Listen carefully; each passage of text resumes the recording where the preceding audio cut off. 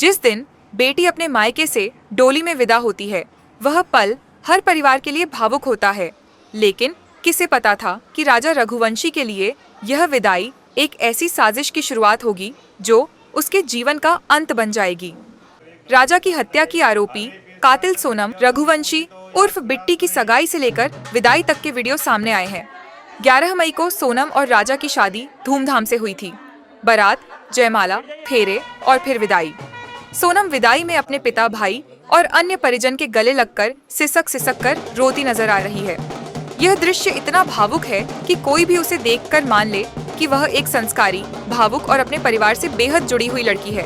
लेकिन इन आंसुओं के पीछे जो सच्चाई छिपी थी वह इतनी खौफनाक होगी, यह कोई सोच भी नहीं सकता था। सोनम विदाई के समय जितना रोई उतनी ही गंभीर थी वह साजिश जो वह पहले से अपने प्रेमी राज कुशवाहा और उसके साथियों के साथ मिलकर रच चुकी थी। विदाई के बाद राजा के घर पहुंची सोनम का राजा की मां उमा ने पूरे रीति रिवाज से स्वागत किया था। सोनम से तुलसी के पौधे के सामने दीपक जलवाया गया, पूजा करवाई गई, घर की देहरी की पूजा करवाई। सोनम ने भी बड़े उत्साह से सारे रीति रिवाज अदा किए।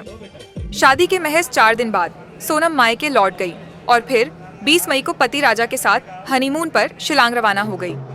किसी को अंदाजा नहीं था कि यह हनीमून असल में हत्या की ट्रिप बन जाएगा।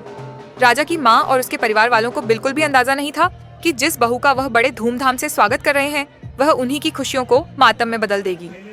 शादी के चंद दिनों बाद ही हनीमून के नाम पर पति राजा को मेघालय ले गई सोनम ने अपने प्रेमी की मदद से हायर किए गए साथियों के साथ मिलकर राजा को मौत के घाट उतार दिया। सोनम द्वारा किया गया यह कांड सिर्फ एक हत्या नहीं, राजा के परिवार वालों के विश्वास और रिश्तों की भी हत्या थी। इस हत्याकांड ने सिर्फ एक जान नहीं ली, बल्कि एक माँ की उम्मीदें, एक घर का चयन और रिश्तों की पवित्रता भी छीन ली। और इन सबसे बड़ी बात यह कि अब उन आंसुओं पर भी यकीन नहीं किया जा सकता जो विदाई में बहाए गए थे।